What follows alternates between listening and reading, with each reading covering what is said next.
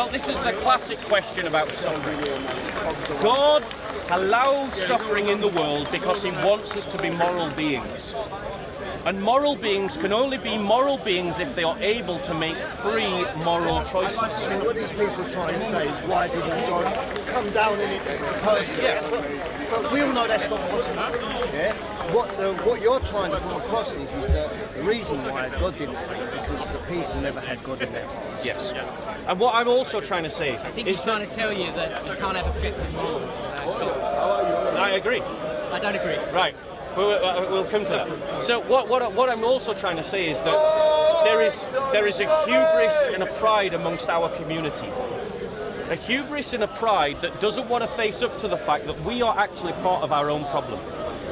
Our apathy is not by accident.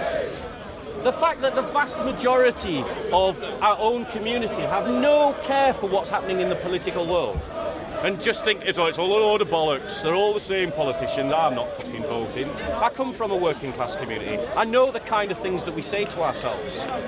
That kind of rubbish comes from a fact that we are so filled with hubris and pride that we think that we don't have anything to sort out amongst ourselves, and we do. You could also go back to saying the core of the problem is the education system in this country. Absolutely. That is a core problem. Yes. No values anymore. It's the education standards in this country are quite poor unless you can afford private school. Moral relativism, which is the philosophy of the liberal establishment, is now being taught in our schools, and we have surrendered our children and their minds to liberal, progressive indoctrination. I've seen it.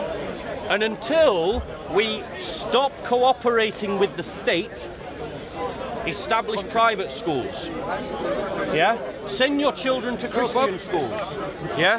How are you doing? Send your children to Christian schools. Demand that those Christian schools practice the Christian faith and teach it, and not follow that multicultural rubbish that has so failed our society. And I'm saying that because the church has a model of multiculturalism that works. The liberal multiculturalism doesn't work. If you go to any church any Sunday, you're more than likely to see a group of people of different ethnicities and tribes worshipping God together. We Christians have practiced multiculturalism for 2,000 years. I don't need to take a lecture on multiculturalism from a liberal. No. Because a liberal's multiculturalism failed. Society fails when it follows multiculturalism of the liberal brand. You're correct. I've seen it. I've worked in schools recently, and I've seen the liberal mantra plastered all over. And these are like primary schools, and I've seen it, and it's quite astonishing. And they have the minds of your children. Yeah. You know, I'm not saying that the liberal state is as bad as the Nazis, but it's not far. Hitler once boasted. He said, "What you think doesn't matter because we have your children." And he was applauded for it. But he was speaking the truth because he understood that now that the Nazis controlled the state education, that within a generation or two, anyone who was opposed to the Nazis were irrelevant. Yeah, because the children have been indoctrinated with 50 minutes. Exactly, and the liberals think the same. They think that you do not matter because they have your children in their hands. Yeah. There's a lot of people I know that they don't really want to have their children taught in state school. If I had children myself, I would definitely question whether I wanted to send them to school in a state school. I'd rather teach them myself if I could do that, because as I said, Easy thing to do. I know it's not an easy thing to do, but then I would rather have my child. I would encourage you instead to send them to a Christian school. Well, I would prefer to teach them myself. Yeah. School never really did anything for me. Never taught me much. It taught me to read and write. I mean, all the knowledge and skills I've garnered, I got after school. Yeah. You know, so it's not.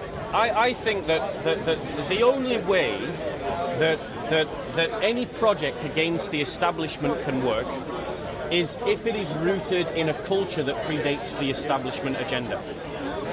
Because you can't defend England if you separate England from its Christian past. You can't stand up for anything English if you think that being English isn't about being Christian. Because English identity has been interwoven with the Christian church for over 1,000 years now. What's happening now, if you proclaim to be English and hold up the English flag, in many parts of society, you're a racist. You're a bigot. When you hold up the English flag, whose flag are you holding up? Our country. It's the Union Jack. Hold on, it's the Union Jack. It's a cross. It's a cross. St. George. You're holding up a cross, and who was St. George? Of course. He was an Armenian. So we English proudly fly the cross of an Armenian.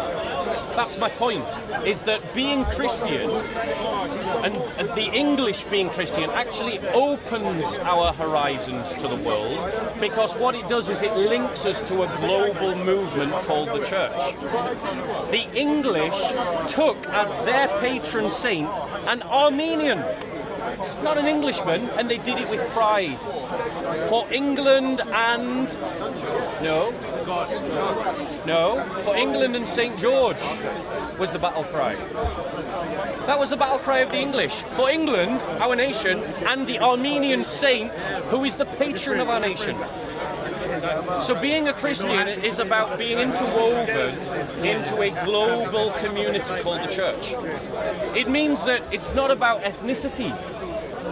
Being English is something that elevates us out of simple parochial boundaries, but it also solidifies an identity against the globalist agenda that seeks to diminish any culture and turn it all into a giant melting pot, because it proudly says, we as Christians have our own history, we as Christians have our own culture, we as Christians have our own identity, and we're not going to let you take it away from us. Question. So, how do we go about promoting those Christian values? I mean, surely you're not thinking of enforcing them top down. No, this would be silly. We have to deal with the reality that we're in today. Right. We promote them by living them first. That's what we do. Because unless you can convert yourself, how can you convert the nation around you? Unless you can live a noble life, how can you call people to nobility? Unless you can show Christian love, how can you ask people to practice it? Now, I'm not standing here, brother, saying that I'm a saint. I still sin. I still struggle with all the sins that you probably do. Yeah? But what I'm saying is that the energy of my life is orientated to something above and beyond and greater than myself. Which means that what happens to me is not as important as the cause. And if I have to sacrifice myself for the triumph of the church, so be it. And that's what I'm calling you to do. I'm calling you to be a warrior of Christ, a true soldier of the living God. It's been very interesting. All right. Pleasure, mate. You look after yourself. I will. You're going to get that Bible out? Yeah, I'll download it. All right. You look after yourself. God bless you and take care. And congratulations on the things that you're changing. Yeah. They're good things to It's change. going to be a struggle, but Yeah. I've been through worse. You're going to do well. Godspeed. I'll pray for you. Take care. We want to do that. Tell me about this objective. These objective moral Yeah, positions. tell us Whether about you this. need We need God for objective morals. That's what you were going to explain to me. Yeah. So, in terms of objective morality is that which can be observed and seen apart from any ideology. It's a little bit narrow. It is. So, one example of that, let's use natural law. In terms of the fact that you would agree that human beings are born and do become moral agents of one kind or another. They have innate morality. Yeah, they have a lay morality. They have innate morality. Innate morality. So they have an innate moral structure to their consciousness. Yeah. Which indicates that there is some kind of moral system to follow, but it doesn't prove it. Well, it's self-evident. Yeah, it is self-evident. You're right. So now in terms of that which is what we can draw from that, we can draw certain lessons by looking at the world and seeing how it is and what it indicates about how we should live. Yeah? Well, we can draw objective morality from ourselves. Draw objective morality. That's you're making my argument. That's what I'm saying. From ourselves. We don't have to look at the world because we know. Are we part of the world? We are, but we don't have to look at the world. We just see it ourselves. You just see it in yourself. Yes, because we don't want to be harmed. You don't want to be harmed. So thank you. You've just indicated an objective moral standard. That was my point. Yeah. But I don't need God for that. However, in terms of anchoring that objective moral system so that it cannot be subverted by any ideology, political or otherwise, you have to anchor that moral structure on a claim of truth. And a claim of truth doesn't make any sense if there isn't a God. I would say the opposite. Do you believe that there's God is used to undermine that morality. Let me ask you this question. Do you believe that there is such a thing as truth? I believe that there's an objective morality. Do you believe that there's such a thing as truth? Well, I'm a mathematician, so there are truths in mathematics. You're still equivocating. Do you believe that there's such a thing as truth? Well, it depends on what we're talking about. Truth. Something that corresponds... You want to say the truth of God, for example, then I'd have to say no. No, I'm saying something that corresponds closely to reality. Is it true that I'm here? Yeah, it's their objectivity. Right. Yeah, we can't argue against skepticism. It's impossible. No, we can. No, we can't. But we can say, sensibly, that it's axiomatic, but we could say there is an objective morality. Thank you. So there is an objective morality. So who defines... Reality, I'm saying. Objective reality. Reality from which we I do can also draw... agree there's an objective morality. From which we can draw truths. So, for example, we can draw the truth that the point of sexual conduct is reproduction. Agreed? Yeah, gene propagation. Yes. Yeah. So gene propagation is the point of sexual conduct, right? Yes. Not pleasure. At the reduced level, yes. Not pleasure. Yes, but the pleasure comes from the fact that you... Pleasure is the reward that you get for reproducing. It's what encourages you to... But the point of sexual conduct is not pleasure. So we can draw from this objective reality certain sexual moral truths.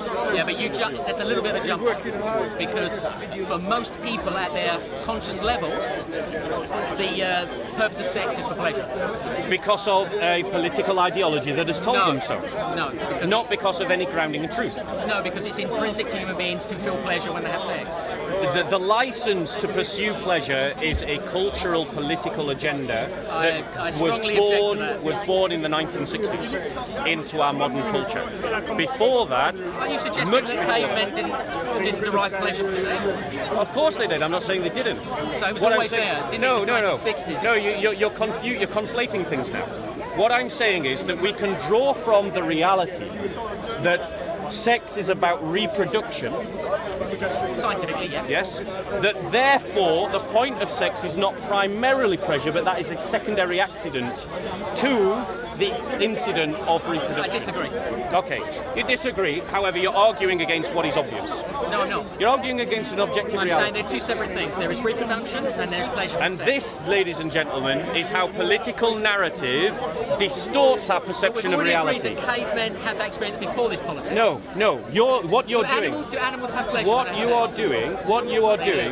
are doing is distorting the reality that is obvious to all, which is what is the point, the maximum point of sexual pleasure? Yes, there is. It's called ejaculation. And what happens at ejaculation? That's a very misogynistic viewpoint. What's the point of the female orgasm? Lubrication. No, it isn't. Gosh, dude. Anyway, I'm not going to say it. I'm not going to say the obvious. The point of the female orgasm is to draw up. That too. The point of the female orgasm is to draw up the sperm. Yeah, no, I agree. I accept that. Right. So the maximum point of the pleasure of the sexual act is connected directly to reproduction. I'm not denying that these two things exist, but from our conscious selves, we seek pleasure. No, that is what you have been formed to think it's a fact. by a liberal society who in the 1960s gave itself over to a hedonistic culture. Yeah? The pursuit of sexual pleasure as an end in of itself is contrary to natural conduct. It is like a man who eats not to sustain himself, but simply for the enjoyment of the flavour of food. Which they do. And that is also contrary to what is naturally, intrinsically rooted in the natural order. It's not for sustenance. I agree, and that is why, as a moral system, you would say it is wrong to be gluttonous, and it is wrong to practice sexual licentiousness. Right, but you could argue that in a secular fashion, because if you overate, you would have the experience of obesity potentially, and your body would break down. And which secular authorities are arguing that exactly? Scientists would argue that, nutritionists would argue that. No. They're not religious. They are not saying that it's morally wrong. They're just saying that. What do we mean by moral? We mean right. We mean exactly. We mean desirable and undesirable. No. That's what you're defining it as. That's what you're defining it as. No, I've seen a definition where it is that. No, that's what your definition How do we define is. right and wrong? Right. What I define right and wrong is that which corresponds to that which is true. Yeah, but you're going to define right and wrong what your God tells you. Yes. And what are you defining right and wrong as? There are intrinsic morals innate in us. Intrinsic morals innate within us. I agree. My faith teaches that. It's called natural law. Do you know what natural law is? Do you know what natural law is? Please enlighten me. Do you know what natural law is? Please enlighten me. Is that a yes or a no? Let's say no. Okay, right. I'm going to take it as a no. I did say no. Swallow your pride. There's nothing wrong with admitting if you don't know something. I know. Yeah? I know. Swallow your pride. There is nothing wrong with admitting if you don't know something. Do you know what natural law is? I don't. You go for it. Right. It's easy for you to say. So natural law is the Christian doctrine that God, as He created the natural world, structured it in such a way that we can draw from it lessons of truth, lessons of morality. Right. But you still haven't dealt with the fact that I am saying that there is an objective morality without God. What I am saying is you need to demonstrate that, I think. So let us look at the very idea of objective. What underpins your moral system? Evolution. Evolution. I'm evolved to be a social creature. Okay, so you believe that evolution is the thing that you should draw a moral system from, right? We don't draw from it, but it's innate in us and it comes from evolution. Right, do you know what social Darwinism is? Well, social Darwinism, I believe, is where society evolves. No. Okay, Social Darwinism was a philosophical movement in the 1900s up to 1945, taking its cue from people like Nietzsche, and also the theory of evolution that there were different races and that some races were better than others. Yeah, it is nonsense. But evolution, if you're going to use that as the prism, the narrative by which you decide your moral system, well, evolution is about survival of the fittest. But you couldn't even use that against animals. So that those that survive are then able to breed. So survival of the fittest is about who I can dominate. Yes. Yeah. Is that your moral system? You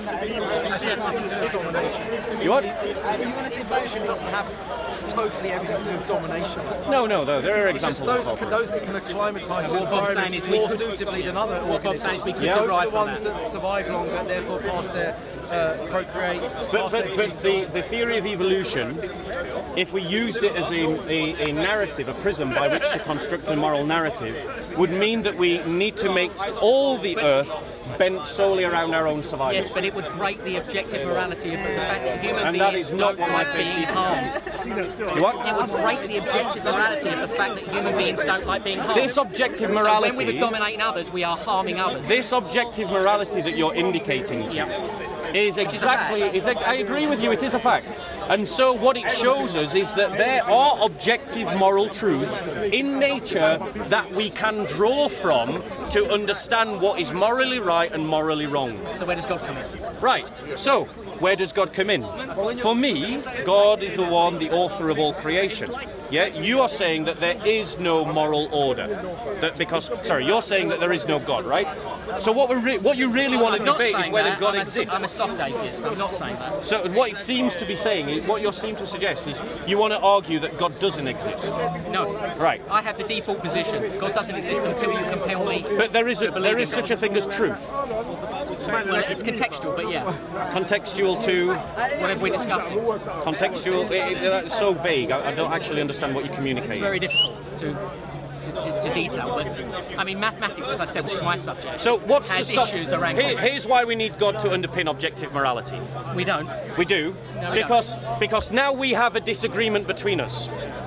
I say he's wrong, and you he don't. says I'm wrong. No, you don't. No. You do accept No, that hold none on. of us want to be harmed. Do you believe That's in an objective abortion? morality. Do you believe in abortion? Do I believe it exists? No. Do you believe that it should be practiced morally? It's a difficult subject.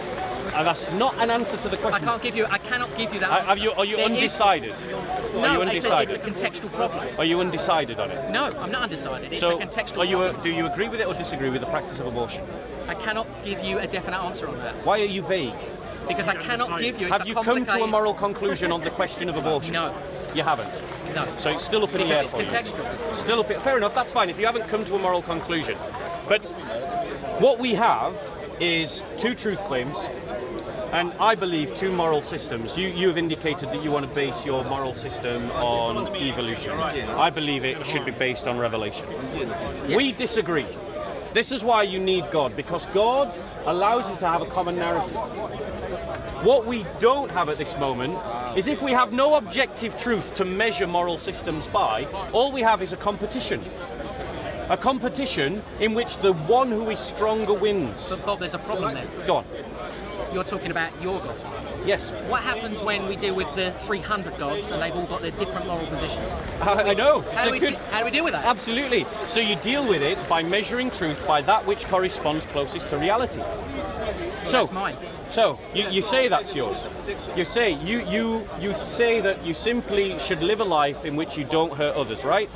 I think it's the basis of objective morality. So it's Buddhist. And by harm, for example, if we steal from someone, that Yeah. harms that person. It's essentially a sort of approximation to Buddha's moral system. Can I ask a quick question, clarification? By harms, you mean cause pain?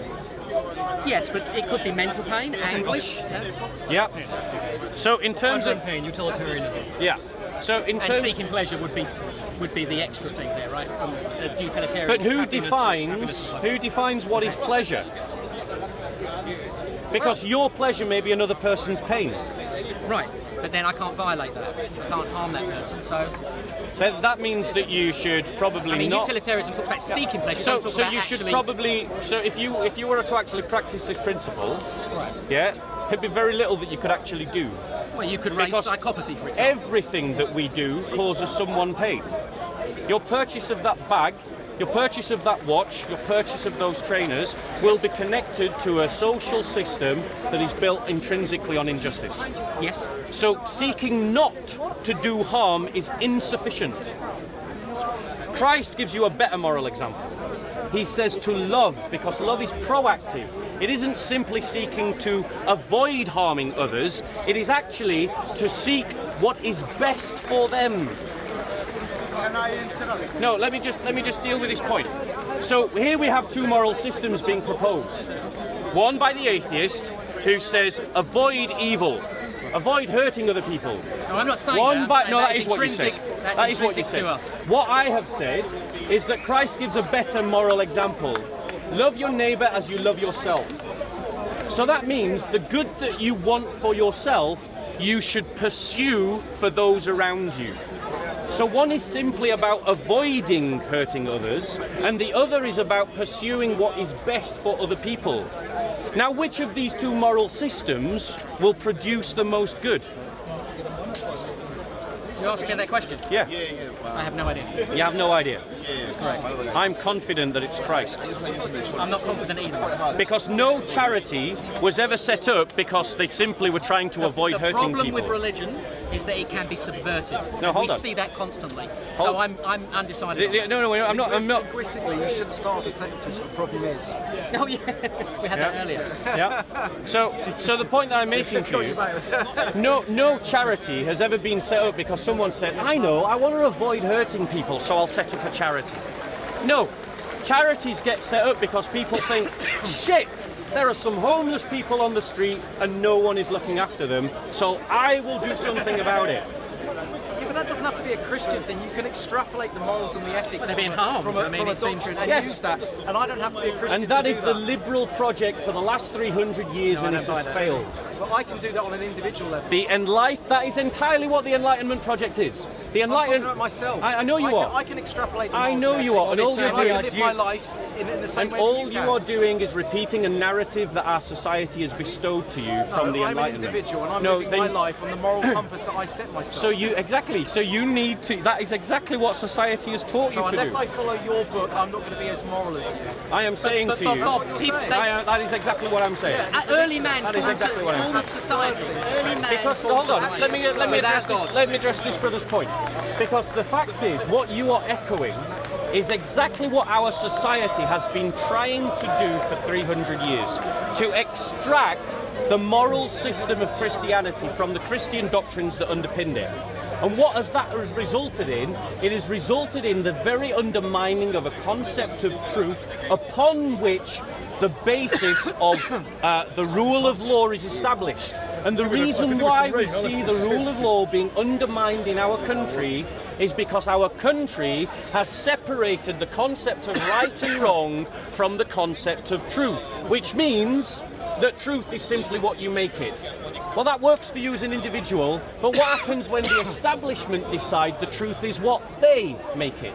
But you're not, And decide I'm not that Tommy moral Robinson relative, is an I'm not extreme saying right-wing it's fanatic. I'm Because saying I follow my they own are moral creating compass their based on own my truth but and there is an deciding objective their own moral system. And that's what you're doing. You are echoing as an individual, and I agree it's probably nothing like as harmful as what the liberal establishment are doing. But the liberal establishment are doing it as a collective with power, and you're doing it as an individual. But I am. Well, you are, but I'm still not. Because doesn't you are explain. echoing what they are No, doing. You think I am. That is what you're That's doing. your perception. That's your paradigm. Does our that's state- that's the prism through which you're looking at it. Are you an atheist or an no, agnostic? I'm neither. Neither. What do you I'm not a believe? label. You're not a label. I'm a free thinker. How about Okay, that? a free thinker. Sorry if that doesn't categorise No. me in the way that you find No, it it easy. does perfectly. Challenge. It does perfectly camera, because he's an you're just atheist. that's exactly what the Enlightenment is all about. Free thinking. Read yeah. Kant. Read Kant. So- I'm not making it up. So it's Kant it's is the immoral, father. It's immoral to be a free thinker. Kant is the father of the Enlightenment. He was the one who coined the phrase "be a free thinker," and he used the story of Abraham to demonstrate that point.